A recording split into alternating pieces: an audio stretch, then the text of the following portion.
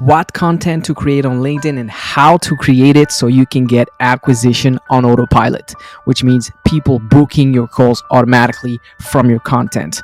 If you don't know me, my name is Riley Riles Ikni. I'm an international consultant engineer and startup advisor, and I've been playing with LinkedIn for about 2 years now. But in the last 6 months, I was able to crack the code and get that acquisition on autopilot, aka people discovering my content and booking my discovery call.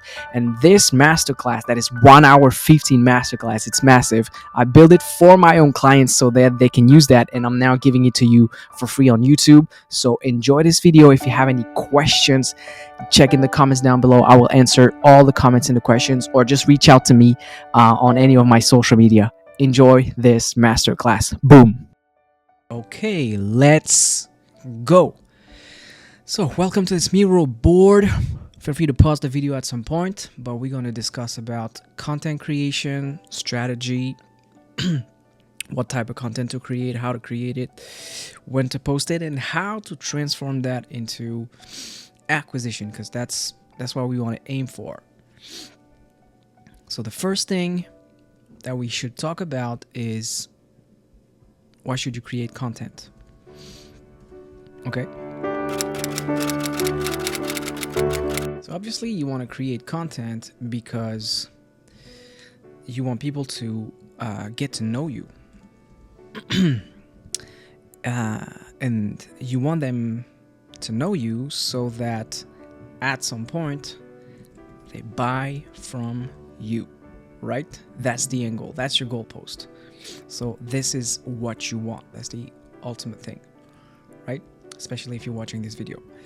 But the thing is, and this is where a lot of people got it wrong, is that they go into social media and create content, and their content is about, okay, buy my stuff because it's amazing. But unfortunately, that's not how it works. There are a couple of rules that you need to understand before making the content. And the first rule I want to sort of dive into is the pyramid. The pyramid of content. Let me see. Okay, it should be loaded now. So the thing is, in order to get the buy from you, people need to trust you. But before they trust you, they need to like you. But before they need to like you, they need to know you. So now we have something interesting. So we need to create content for people to know us. So bring to front, there you go. And once they know us, we need to build content so that they like us, but also they trust us. All right? Then you might say, but they might say, yeah, but why do they need to like us in order to trust us? Well, would you buy something from your enemy? Not so sure. Not so sure. Would you buy something from someone you like but you don't trust? Like, would you buy something from Deadpool or Wario or whatever kind of supervillain? I don't think so. So you really need to tick those three boxes. So people, you need to get known, you need to be liked, and you need to be trusted. So we already have, so that already draws 3 types of content, right? That's already like first 3 types of content. Now we're going to dive a little bit more into this by introducing another notion of, okay, but how much content do we need to create? There's something that came up from Google research that is called, let me put it here. Google is called the 7-11-4 rules. So if the first thing you heard was 7-Eleven, that's probably because you're hungry. So pause the video, get yourself something to eat, and then come back. All right. So technically you had your break. So now we can talk about the 7-11-4 rule. Like I said, it's not that 7-Eleven. So what does it mean? The 7-11-4 rule means that And that's what Google find out with the research. They discovered that in order for people to buy from you, they need to be exposed to you for about 7 hours. So that's the first number. Across 11 touch points on 4 different channels. So that means people need to consume your content for about 7 hours. They need to have 11 interactions with you. So it could be DMs, could be other kind of things, multiple messages and these kind of things, comments, etc. And then up to 4 different channels. So that tells you one thing. One piece of content may not be enough to get people to buy from you. So, because they need to be radiated multiple times, enough hours. Just to give you a little piece of comparison, on LinkedIn, and this is very specific to LinkedIn, on LinkedIn, people on average, they spend 7 minutes per day on LinkedIn. So imagine you write a piece of content, or you publish a piece of content, maybe a video or something like that. If it's a post, it's probably like a 1-2 minute read, right? If it's like a short video, it's maybe 1 to, let's say, 3 minutes watch. If it's a carousel, it's probably like a 2 to 5 minutes. And you would need those 7 hours to eventually get that person to buy from you. On average, again, these are average numbers. So we learned something new. So if I summarize a little bit, we want to build content for people to know us, like us, trust us. But we also know that one piece of content will not be enough. So they need to be radiated with content enough so that we can get to those know, like, and trust. That being said, I want to sort of add a third aspect into the sort of high-level concepts, and sort of translate a little bit the know, like, trust. And we can translate that into, we need to create DNA content. DNA content. So D for discover, N for nurture, and A for acquisition. Acquisition. Which just translate into selling, right? So you want to create content to be discovered, and then it's not nurture. Nurture, yeah, it's probably nurture. So then you want to work this phase a lot, because you want to prepare people, you want to nurture them, you want to take care of them, you want to give them a lot of love, a lot of knowledge, a lot of experience, etc. So you get to those 7 hours and then transfer them to the trust. That's the really important part. So discover, nurture, acquisition. That being said, let me know in the comments down below if that was clear or not. And then we can move to sort of the next phase of that. Because the problem is, not all people, all followers are equal. They're not all the same. And there's a guy called Eugene Schwartz who sort of theorized all of that into the level of customer awareness. So let me bring you... Okay, so the levels of customer awareness. What does it mean? It means that if you are selling coaching, if you are selling productivity workshops, if you're selling marketing newsletter, if you're selling social media management, your customers are not all the same. What we mean by that is some of your customer may not be aware that they have a problem. Okay? So maybe you're selling maybe you're creating content for municipalities and you want to help them gain productivity, but maybe they don't know they have a productivity problem. If you are selling newsletter marketing to people to get more sales, maybe they don't know about newsletter marketing. Maybe they don't know you can make marketing. You can make money out of that.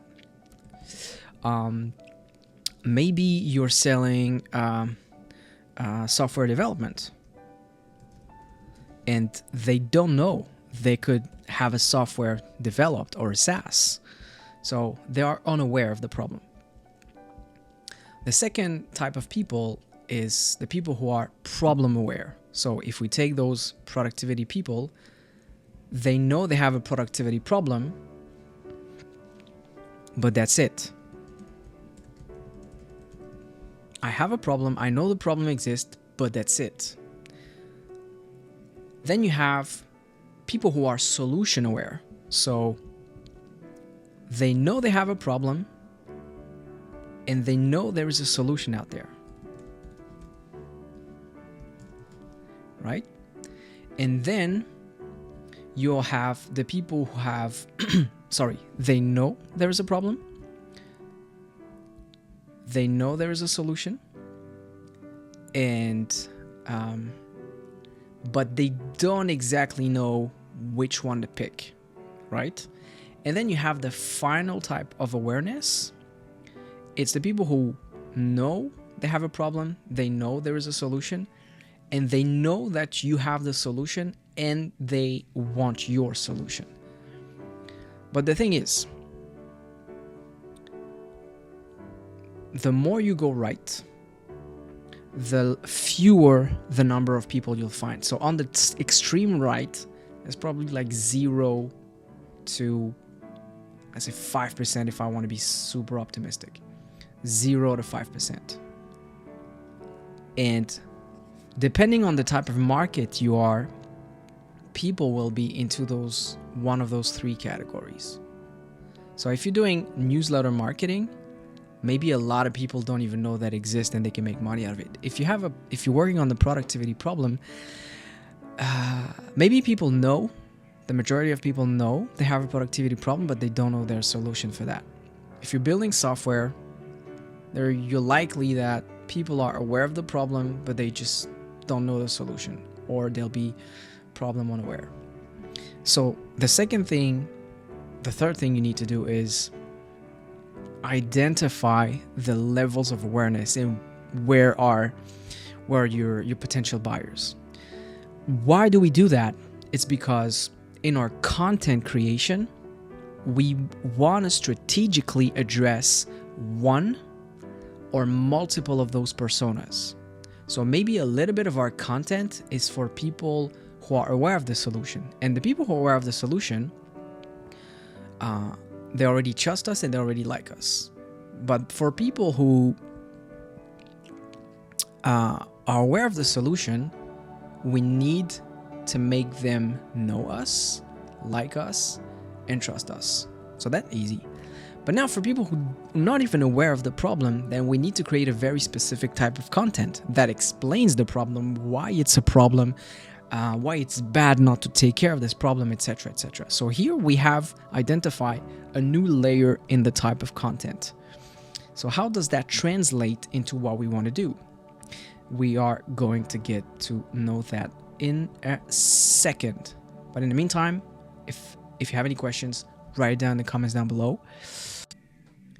So now that we have this idea, what we want to do is we want to sort of reverse this pyramid to create a sort of a scheme of content. What I mean is, you probably have heard this before, with sort of the funnel content strategy. And at the top of the funnel content strategy, you have something called tofu. That's at the top. In the middle, you have something called, sorry, that's bugged, mofu. And at the bottom of the reverse pyramid, you have something called the bofu. What does it mean? So this means top of the funnel. top of the funnel. What does that actually mean? Well, it's just another way of saying content to get discovered. There you go. I was looking for it. So this is essentially content to get discovered. What is that thing doing? I don't know. Then you have the mofu. This is essentially a way to nurture people who discovered you. So that's the same thing. Mofu, nurture, that's pretty much the same thing. And then at the end, you have the bofu. The bofu is the bottom of the funnel, and this is where you essentially get the acquisition. Boom. So we have top of the funnel, middle of the funnel, bottom of the funnel. So at the top of the funnel, we're going to create content to be discovered. At the middle of the funnel, we're going to create content to nurture the audience. And at the bottom of the funnel, we're going to try to convert those people. At the top of the funnel, they know us. At the middle of the funnel, they like us. At the bottom of the funnel, they trust us. Okay? That being said, I want to add one other concept. I know, guys, it's getting tough, but follow me. This one is really important. It's the four whys concept. So it's called the 4 whys concept. What are the 4 whys? The 4 whys are, let me write it down. The first one is why you. The second one is why this. The third one is why me, and sometimes it can actually come second. And the last one is why now. And so when you create a piece of content, you're going to have to select which layer of the funnel you want to target. Tofu, mofu, bofu. Top of the funnel, middle of the funnel, bottom of the funnel. Do you want to get discovered? Do you want to nurture? Or do you want to get acquisition? And when you select one of those 3 layers, you need to make sure you're addressing one of these questions. It's very, very important that you always address one of these questions. So your post, your piece of content, needs to talk about one or multiple of those 4 P's. It's essential. Otherwise, your content makes no sense. So if you're explaining, if you're talking about burgers, you need to explain the reader why you are talking about burgers today specifically and why you're talking about burgers to us. When you're talking about productivity, you're talking about AI and productivity, you need to explain to the reader why you, so why me, you are an authority and why I should listen to you when you talk about this. When you're saying why now, why should I purchase your product right now? Why should I send you a DM right now? Why should I book a call right now? And so the way it works is that for the funnel, you want to make sure you attach some of these things. So typically the way it goes is when you create content to be discovered, you want to talk about the why you, and you want to talk about the why this. When you're talking in the middle of the funnel, when you're nurturing people, you want to make sure you're mentioning the why me, and you also want to mention the why this. Why is this important? And when you are in the bottom of the funnel, you want people to go with the acquisition. Well, that's the cool thing, because that's the only one left. It's the why now. Why should I take action now? So if we summarize a little bit, we have the pyramid of content. You want to get discovered by people, ideally your clients. Then you want to nurture them, 7-11-hour rules. So 7 hours of content. And then at some point you want to snap the thing and say, hey, it's time for you to buy now. I can solve your problem. Send me a DM, go to my newsletter, book a call, etc., etc. So these are the essentials, not the GQ essentials, but these are the essentials to get your content ready. Okay, so now that said, let's have a deeper look at each of these categories and see what exactly we can put into that. But before that, I want to sort of quickly give you a definition of what is a piece of content. So what is a piece of content? What is a piece of content? There you go. What is a piece of content? Essentially, a piece of content has 3 sections. You have the hook, you have the meat, and then you have the call to action. So that constitutes a piece of content. Now, what kind of content you can create in all of these sections? So you can create essentially 3 big types of content. You can have content that inspires.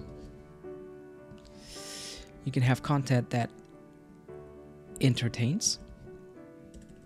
Entertain. And then you can have content that educates. So whatever the tofu, mofu, bofu, or discover, nurture, acquisition you pick, your content should sort of tick one of those boxes. So now what's exactly in the tofu kind of section? So if we have a look at that, tofu, we want to get known.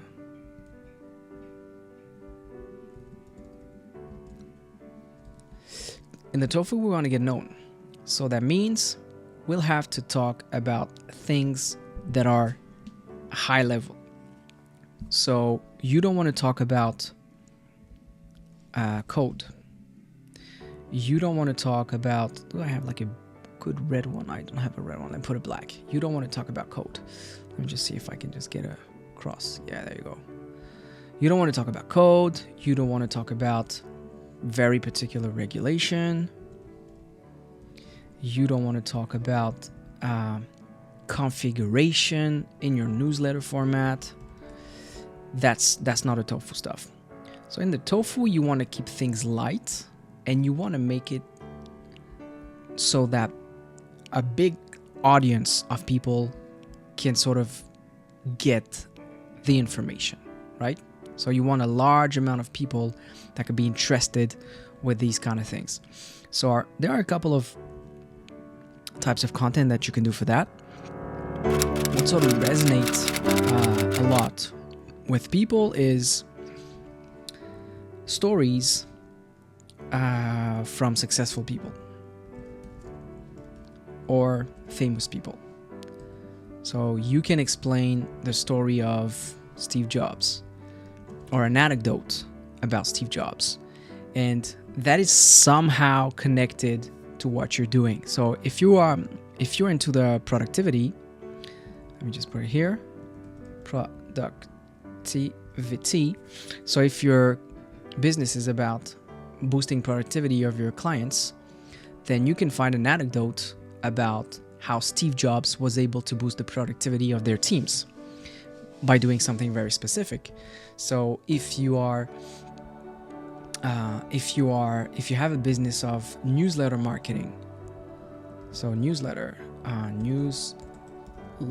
marketing, then you can share a story of someone who had their life completely changed because they started to do newsletter marketing.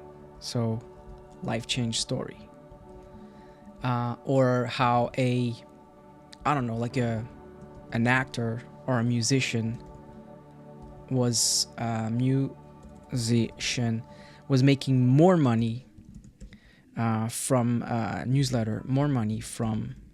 newsletter than their albums, for example, or something like that. So something that is going to touch a lot of people and somehow connected to your niche. So if you're building software or SaaS, you could tell like a famous SaaS story, a founder story. Boom. Actually, maybe famous. So for example, here there's I think there's a rapper who went into the SaaS game and made more millions than with his music. So this could typically be like a tofu story.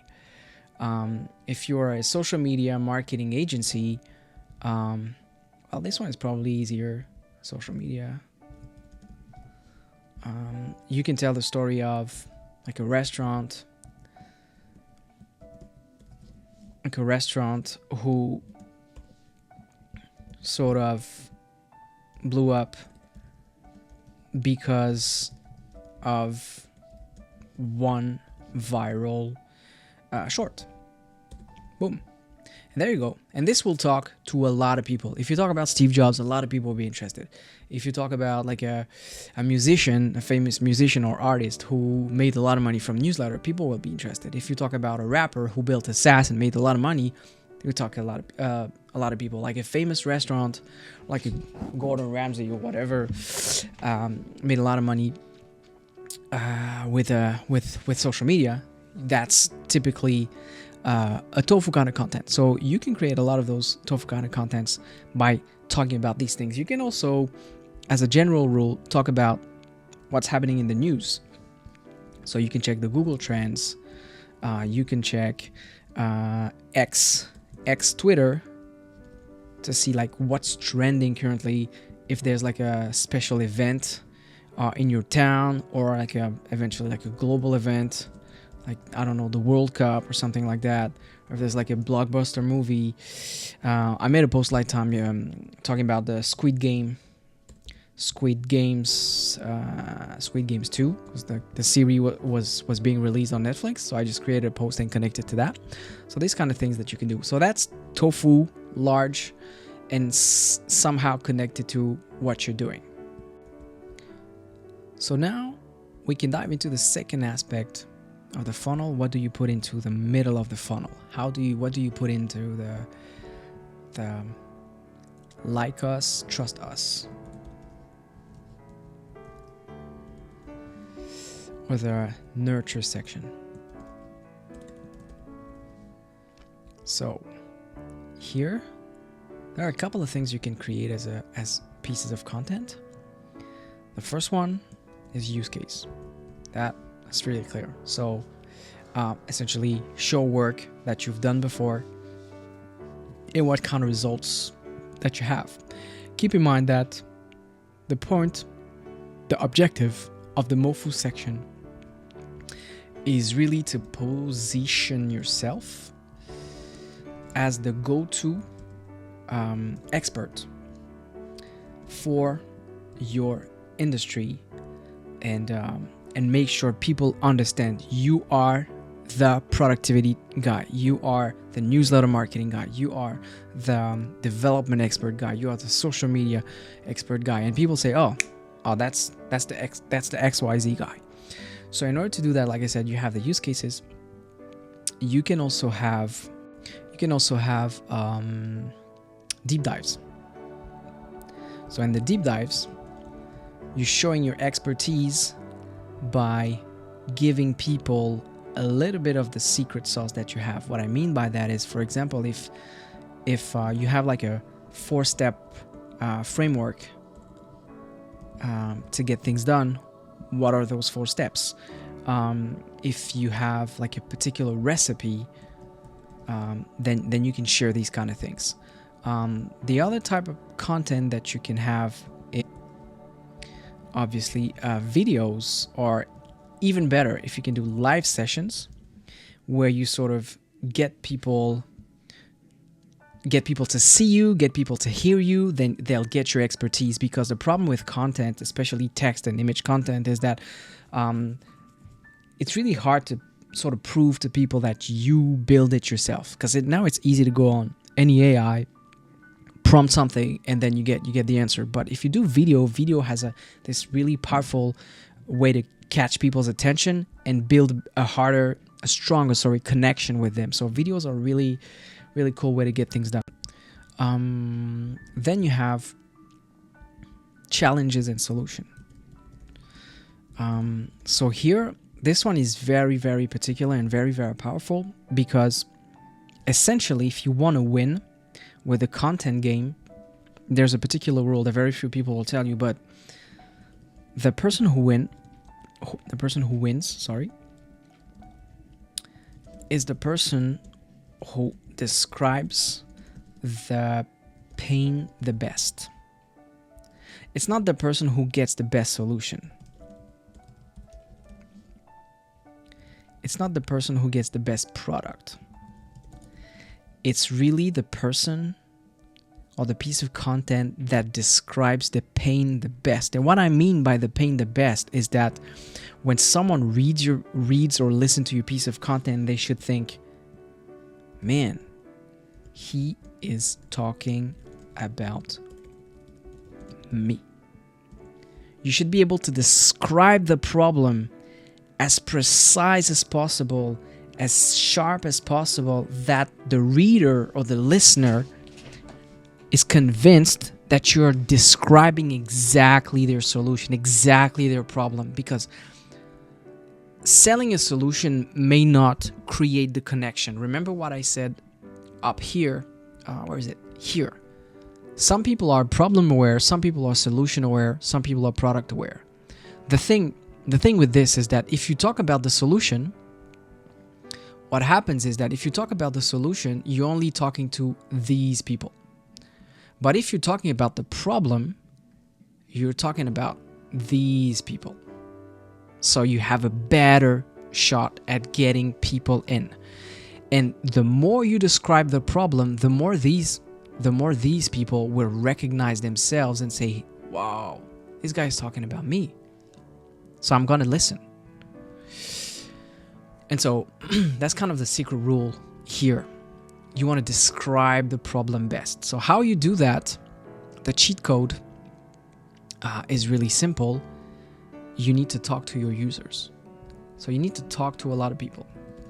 Talk to people and record their problem. Record their problems and especially record the way they talk about the problem. Record the way they talk about their problems. Their problems. Because what you want to do at this phase, and that's something very powerful, is you want to use their language. And that's essential. If you master that, you essentially master your copywriting. You want to talk with their language. Imagine this. You go to the doctor. Do you say, hey, doctor, I have an ancylophytitis, whatever it is? No. When you go to the doctor, you say, hey, doctor, I have a pain in the shoulder, right? That's how you would naturally talk. That's how you would naturally describe the problem. So if I'm a marketer and I want to sell a product to people, I wouldn't say magic pill to kill ancylophytitis. No, I would say magic pill to kill shoulder pain. Boom. Because then the person who has a shoulder pain will say, whoa, I have a shoulder pain. That thing kills shoulder pain? That's for me. Right? He's going to look at this one. He's going to say, ancylophytitis. He won't be able to say it and say, that's not for me. Probably talking to someone else. Probably talking about something else. Shoulder pain. Yes, I have a shoulder pain. That's exactly me right now. You're describing me. And boom. That's how you connect with them. And that's how you can start building this connection. So here, challenges and solution. You want to share, you want to highlight specific challenges and describe them as deeply as possible. And you want to sort of sometimes bring up a little bit of the solutions that could be put in place. And people will say, okay, I can trust that person. And that takes us to the last one, testimonials. Remember, we want them to know you. We want them to know us, to like us, and then trust us. And in the trust us, there is something very powerful, the testimonials. So you want them to hear from your clients how you helped. Okay? One of the common mistake that people do is that they talk about themselves. My business, I made 10K this month. I made 20K this month. Etc., etc. But they don't explain what they did for the client. And one of the first thing you'll get in your closing calls, people are going to ask you, can you show me use cases? Maybe not. They're not going to use the term use cases. They're going to say, can you show me examples of people you have helped? Because the reality is, every client feels unique. But they want to see if there's something or someone as close as possible to their specific problem that you have already solved so that they can trust you. And the thing is, you don't want to wait the closing call to show that. When you want them to get into the closing call, you want to have addressed that objection. And in order to sort of address this objection, you need to make it part of your content. And so you need to make it part of your testimonial. So show examples of people that you've helped, results that you got, and what they say about you even better. If you look at all the typical fitness industry, you always have like the picture before, the picture after, right? Or you have like the house before, then you have the house after, right? That's what they want to see. They want to see that you had results before, and ideally from people who can look like them or think like them or describe the problem like them. And so once you have that, you want to distill this type of content slowly into your funnel. So now the question is, okay, but how often, no, let me say it this way. What is the distribution? What is the distribution of tofu, mofu, bofu in your content? So there are essentially two good distributions for that. And the two kinds of distribution depend on what is your strategy. So strategy number one is if you're growing. So you want to grow, but not necessarily sell a lot. And the second one is, well, if you want to maximize sales. So if you are into maximize sales, the distribution will be, let me put it this way. The distribution will be 20% tofu, 70% mofu, and 10% bofu. Okay, so let me just put it here again. This is for your tofu, top of the funnel, the discovery. 70% of the mofu, the nurture, and let me just put that up. And the call to action, the call to sell, the bofu, the acquisition call is 10%. Because you don't want to go more than 10%, because otherwise people see it as you're too salesy, you're trying to push the sale too much, and people don't really like it. Now, if you're in a growing situation, or for example, you made good sales this week or this month, and you want to slow down a little bit the sales because you want to focus on onboarding your clients or do other kind of stuff, then what you want to do is reshuffle a little bit those numbers. So the first thing is you're going to keep the 10% bofu. Always don't try to increase it, but now you're going to slowly shift a little bit the numbers. So instead of 70% of mofu, you're going to do 40%, and instead of 20% of tofu, you're going to do 50%. So here you're going to focus more on getting known and nurturing a little bit less and keeping the sale the same. So the idea is that with this strategy, you'll maximize on trying to get more people to know you, as opposed to here with a 20%. And you're going to build the trust a bit slower than with the previous strategy. But at the end, you'll keep the same amount of sales, because the reason behind this 10% is because if you do like a one piece of content per day, and you push content on business weeks, so on business weeks, that's 5 pieces of content per week. So on 2 weeks, this is going to be 10 pieces of content every 2 weeks, right?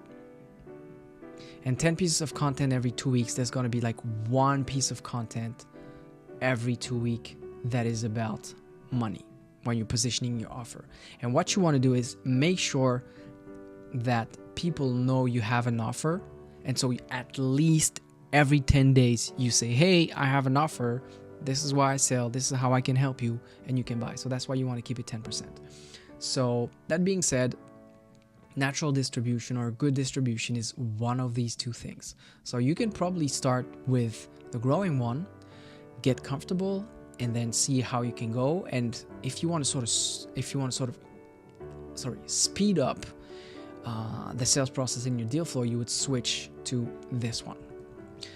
Now let's see how we can dive a little bit more eventually into the type of content and what is the ultimate point to make it work. So in the type of content that you can create, let me switch to the, okay, there you go. So there are a couple of things. Remember, you have 3 types of content here. In that content that inspires, content that entertains, content that educates, and of course you have the last one, the content that positions your offer. But now here, if you're looking for specific kind of content that you can create, you have what I call the quick tip. So here's a little thing that you can do. Here's a little thing that you can use. So for example, if we go back to the categories I mentioned before, here, there you go. So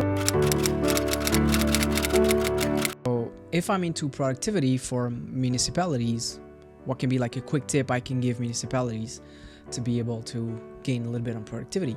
What is a quick tip to set up your marketing newsletter?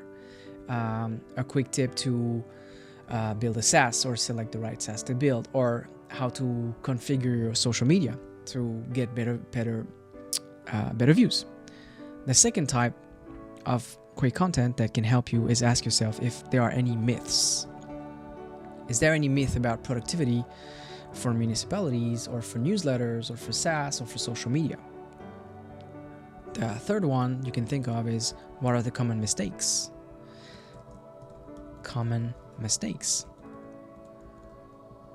Mistakes. There you go. Classic questions, for example. Like if you're doing discovery calls, or if you're talking to a lot of people in your business, what are the top 10 questions people have? And you can list all of those questions and make a post or piece of content for each of these questions. Then in the inspiring kind of section, so this one is really for the tofu / inspire. You can make a personal story. Personal story, something people don't know about you. So who's behind the business? Who's behind the idea? Who's behind the project? Why do you do that? Etc. So these ones usually are very, very powerful on social media to gain reach. So these ones will get you a lot of views, a lot of likes, etc. So they're quite helpful to get you known. Then the typical last type of content is a step-by-step guide. Step-by-step guide, which you are currently watching. That's this kind of pieces of content. So when you want to create a piece of content, make sure first you select the right distribution, and then you say, okay, for the next 2 weeks, I'm going to maximize the growing strategy. So that means I'm going to have to create 10 posts. So on these 10 posts, I need to make 5 tofu. I need to make 4 mofu. I said tofu, but it's actually a mofu. And I need to make 1 bofu. There you go. 1 bofu. Okay. So here I have this distribution. And so I can say, okay, so for the next 10 days, and you want to focus on the 10 days so that you have the full, what is the shortcut for this? P. So you have the full cycle. That's why I like to think in 10 days. So here we say, okay, so we need 5 tofu, 4 mofus, 1 bofu. So what can I do? I can probably pick like a tofu. I'm going to be really general. So I can go with 1 inspiring story. I can also go with actually multiple inspiring stories, because I'm going to talk about stars or events or something that happen, etc. Then for the mofu, I'm probably going to select one quick tip, one myth, one common mistake, and one question. And there you go. I have my four. What did I do here? I have my four mofus. And of course, for my bofu, I'm going to select a post that describes my offer. And so now you can quickly create 10 pieces of content. So for the next 2 weeks. That being said, okay, so now that you have understood these concepts, where do you start and how can you sort of think of potential pieces of content? So here's the hack. So let me write down the question. So how can you ideate? How can you ideate? Ideate. So a couple of ways to ideate. The easy way, number one, is ask AI. So you can say,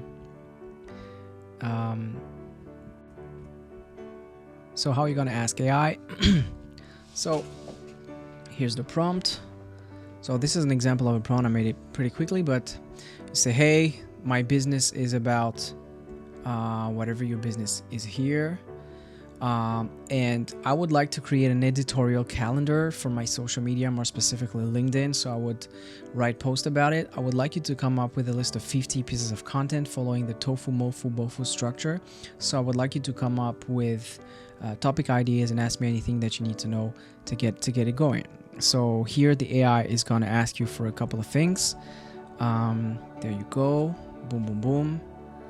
So here it asked me a couple of questions about what is my business, what is the tone, what is the style, what is the audience stage, etc., the conversion goal.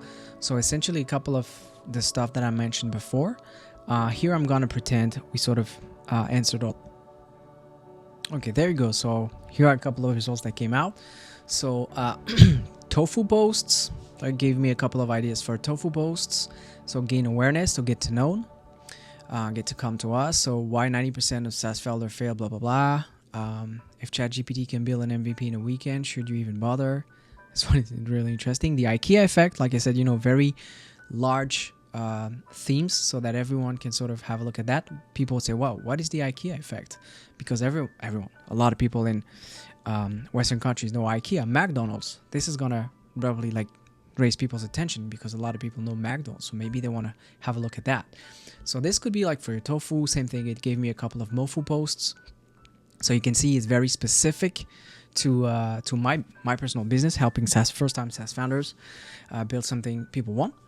And then you have typical bofu posts or conversion and sales. So get people to call you, book a call, get your product, etc.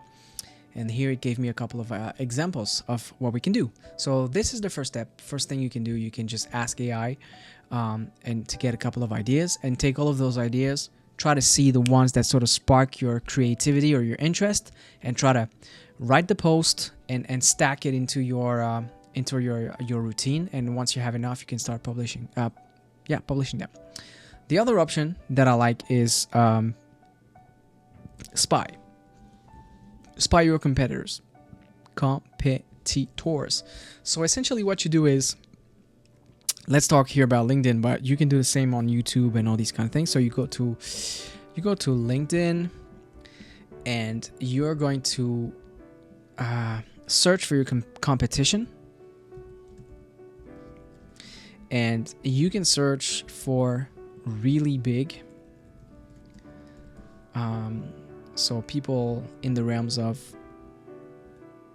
let's say 50, 100, 200K followers. You can search for medium. So essentially people in the realms of tens of thousands of followers and maybe small creators. Small, so that's people around 2 to 5K. And what you're going to do is have a look at all their content. And you can scrap it. Scrap their content. You know what they say? They say artist copy, and genius still. Genius still. So what I mean by that is you go into LinkedIn, you go into on a super big account, and you scroll their content, and you look at every piece of content, and you see the ones that got a lot of reactions, that got a lot of conversations, and you have a look at the title of the post. Okay? You have a look at what's happening in the comments. So what are the questions? If there's like what the hell is that? If there are a lot of conversations. And so if you think that the post is interesting, it's talking about something interesting, then what you do is you copy the title of the post and then you put it into your deck. And essentially what you do here is you write your own answer to this question or to this topic. Boom. Then eventually, if in the comments there's a question, boom, you copy the question and you write a post about this particular question. Right? So that's a really easy way to get content. The other one that you can use is internet and pool of ideal users. So you're gonna have to go to where your customers are. So for example, if you're into the SaaS world or tech world or something like that, you'll typically go on a Reddit, for example, and you'll go into a subreddit that has your audience, and you'll have a look at the topics that are there. So look at the best topics. Look at the burning topics, for example, the trending topics, and you can then extract some of those topics and create posts about it. So that's also another cool way of getting your content out there. The other cool thing is you can use stuff like Perplexity, and you're essentially going to ask, what are the top 20 questions for, and you're going to put your sort of niche here, and you're going to extract those 20 questions, and essentially for each questions, you're going to make one or multiple posts. Question 1, you can make post 1, you can make post 2, and you can make post 2, etc., etc., etc. So with these 4 methods, you should have more than enough content to run. And I'm going to give you like the secret code, the secret sauce, the cheat code. Let's say you write a piece of content here. Piece of content about a particular topic. Why tomatoes are good for you. So you're going to pick why tomatoes are good for you. So what you're going to do is, 1, you're going to write a post about, I don't know, Elon Musk. Or currently, if you talk about Trump, everything goes viral. So I would write like, why Elon Musk and Trump eat tomatoes every day. That's one piece of content.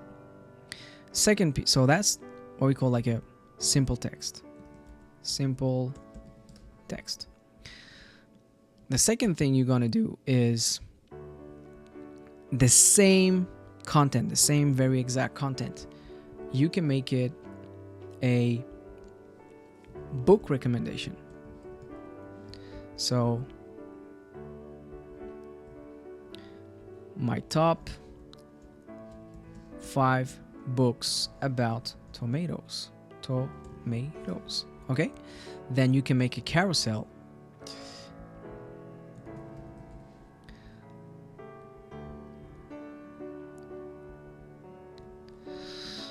20 types of tomatoes. You can make another carousel. 10 recipes with tomatoes. Then you can make another carousel. 10 actors allergic to tomatoes. Then you can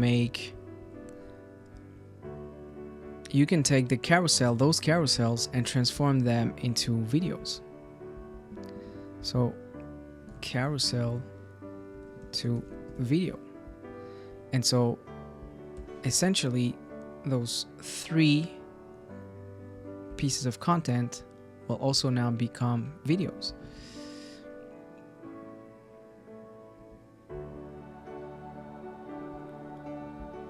Boom, boom, boom, boom. There you go. Same thing. Actually, this one can also become a video. There you go. Then you can make another post called simple text.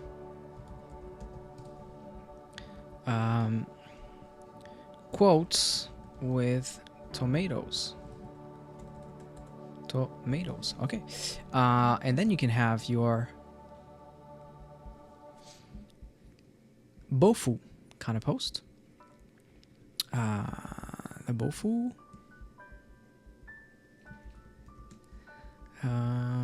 CTA, book your call so I can help you buy the best tomato for your body, blah, blah, blah, etc. So here we have 1, 2, 3, 4, 5, 6, 7, 8, 9, 10, 11 pieces of content, 12 pieces of content, right?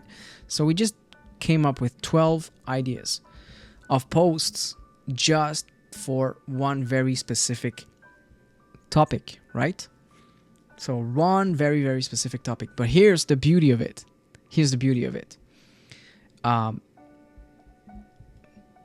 12 posts. So that's like day 1. Day 2. How can I sort of...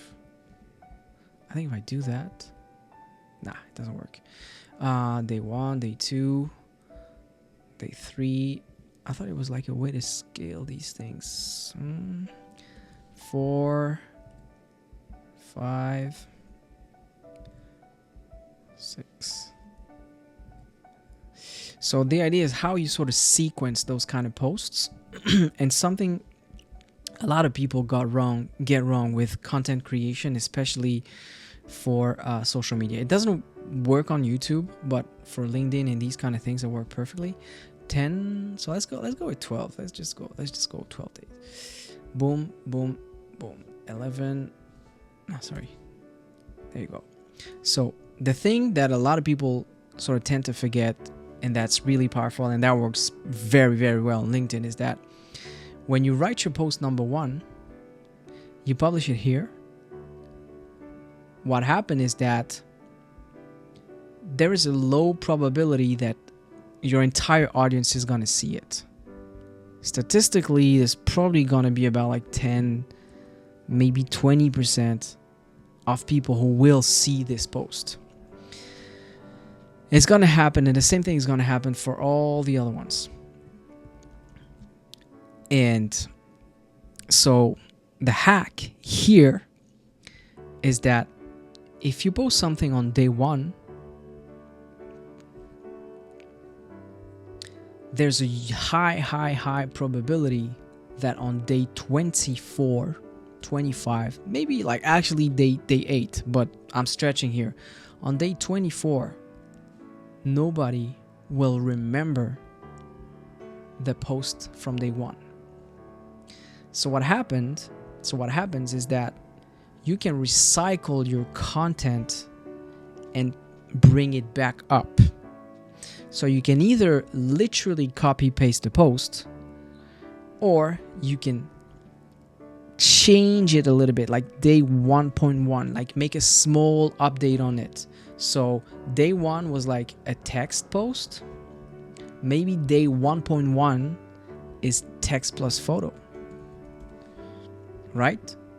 And you can do that again in 20 days. So day 40, let's say 48, you take post 1.1 and you just bring it back.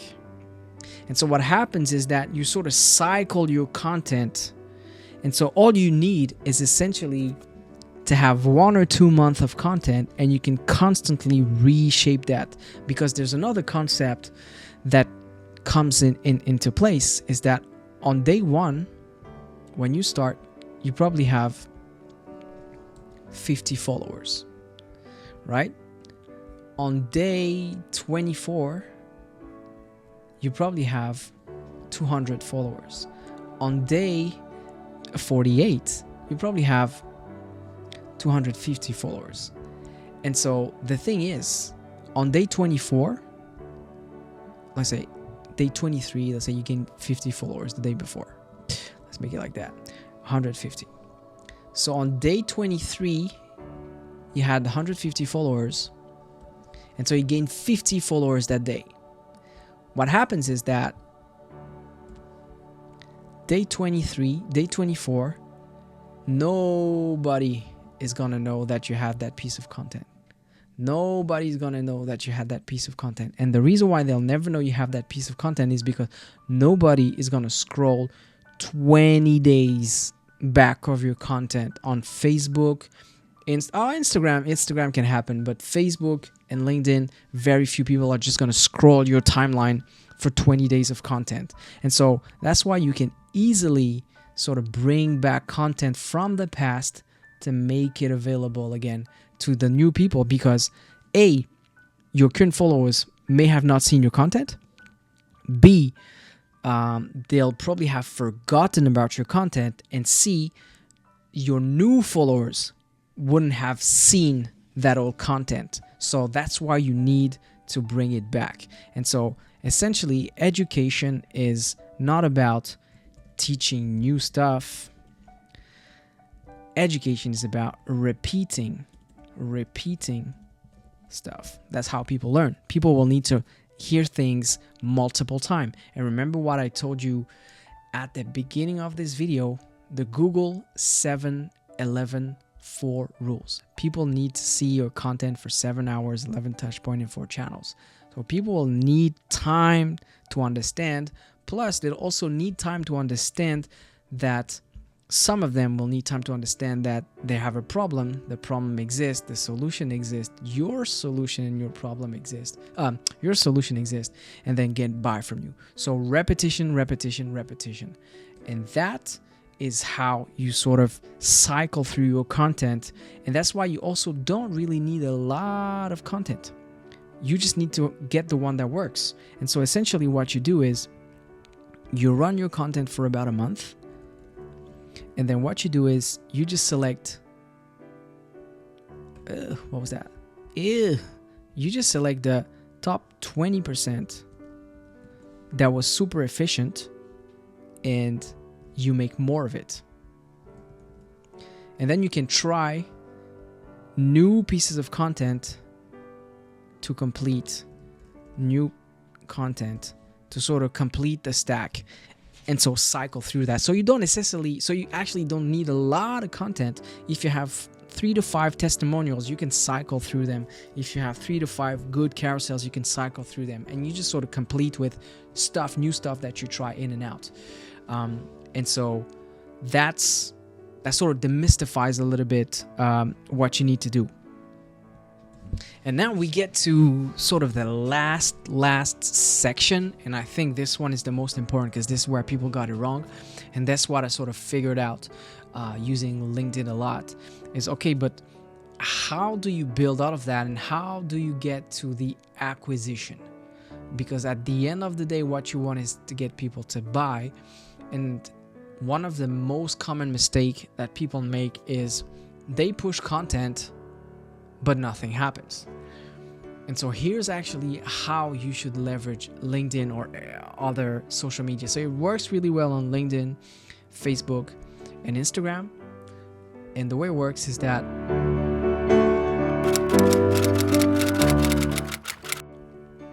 So people, like I said, they create content and then they hope, yep, people will come.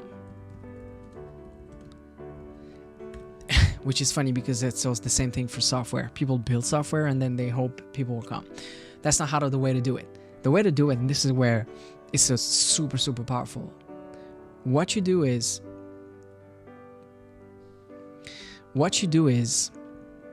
you identify your future client.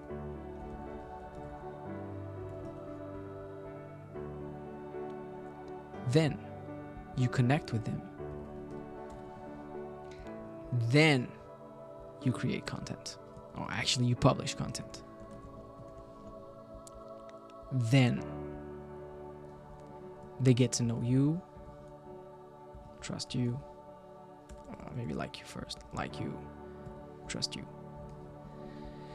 And so what you want to do is identify people, send them connection invites, and then they're going to grow your follower base. Then they're going to see your content. And after the 7-Eleven 4, they're going to say, okay, I need to buy from that person. And so the entire game is all about growing your list of people who follow you that you think are going to enjoy your content. Then get them in front of your content so that you can get the return. And that is the thing that really sort of shifted the gear for me and got acquisition on autopilot. People started to book calls because I couldn't find them, and I was expecting the content to just get in front of them, and so that they would connect with me and get more. When actually it worked the other way around. You want to get them to your circle, then you want to nurture them with the content, and finally at some point you want to connect with them, send them messages, answer their question, give them a little bit of freebies, of lead magnets and stuff like that, up to a point where they'll say, okay, I'm just gonna book a call with you and move on.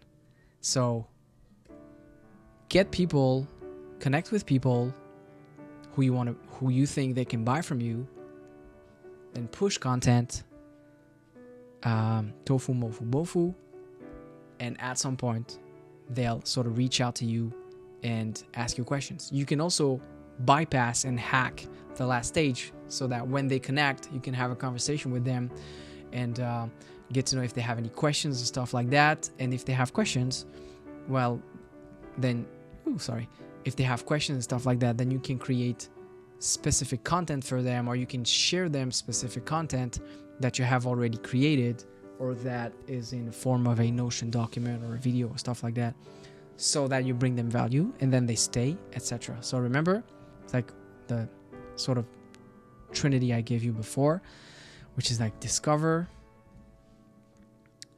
then nurture, then acquisition. But the thing is, you want to force the discovery. You don't want them to find you by mistake. You want to go where they are, get in front of their face, and then get them to sort of connect with you. The other way that you can do that is also if you hack big accounts. So what I mean by that is find your competitors. So you go to competitors and start connect with their followers, because if they're following your competition, they may be interested in what you have to sell as well. The other hack that I've discovered is the really good source of leads is in your competition in the lead magnet section. So if you go into like a LinkedIn post where your competitor says, hey, I've got this amazing Notion document that explains XYZ, and DM me, start to get it. Well, what you're going to do is you're going to look at all the people in the comments who who wrote start to your competition, and you're going to connect with these guys, because people who sort of take the time to comment on a lead magnet, they are screaming for help. If they are comfortable going on the internet and saying, hey, I want your free resource to help me, then that means they're screaming for help. So in the sort of the pyramid of leads, you have the people who like posts. So if you go to your competition and you see people liking posts, that's like a level 1 of potential leads. Then you have people who comment on posts. That's level 2 of leads. And then you have the final level, the final boss, is the people who comment for lead magnets. These ones, they are super, super hot. Level 3.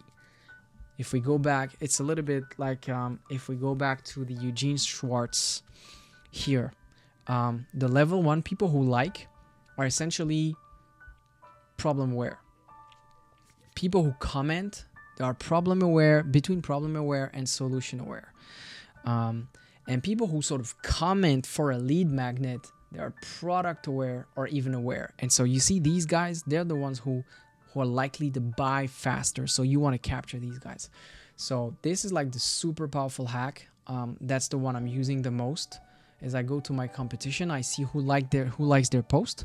I check if they are in my sort of avatar, because sometimes you can have people who are absolutely out of the scope and they will like the post, and then I will not sort of pay attention to that. People who comment on the post, I'll have a look at who they are. If they are my avatar, I'll connect with them as well. I invite them to my network. And the ones who are commenting for the lead magnet, these ones are like the 777 bingo. You want them full speed. The last thing that you want to do in your LinkedIn strategy is not only focus on people who can potentially buy from you, because we need to go back to get known. So you also, in order to get known, you don't want to get known only by people who do exactly like you. So not only your competitors. So what you want is also build a network of active, I'm going to say friends, but it's not exactly the term. So let's say if you are selling marketing services, services. If you're selling like marketing services, you may want to get friends with, I don't know, some couple of developers, some video makers, etc., and get friends with these different profiles. And the reason why you want to get friends with these different profiles is because they have different audience. They're being followed by different kind of people. But here's the trick: if these guys are super active on the social media and you get friends with them, you'll be able to sort of like each other's posts, comment on each other's posts, and this will sort of like boost a little bit your reach. But this is also something even more important, is that if you're into marketing and you making friend with like a video maker who creates content, that video maker is probably followed by people who could be interested in marketing. And so by being friend with that person, when you're going to create content, so you create a piece of content, this person is going to like your post or comment on your post. And so his audience, they're going to see your post by proxy. And so that's the entire sort of hack in the system, is that you also want to get connected to people who are active so that they give you access to their audience. And at the same time, you'll also give them access to your audience. And so it's like a mutual benefit kind of thing. And so this is like a really, really cool hack. So what you want to do is, and you don't have to go really big about this, is just build a list of 5 to 10 super active content creators, we'll say, slash business, because you want people who create content but also have something to sell. Otherwise, you'll just attract people who just want to consume content. And 5 to 10 of these people, and sort of every day you try to take a couple of minutes to interact with their post when you have published yours, and so you guys can exchange of good processes. And that's how you sort of get it done. That's what I've been doing for now, and I'm finally able to say I'm getting leads on automation. And that is the full master class. I hope this was useful for you guys. Let me know if you have any comments or if you want to dive deep into any of those sections.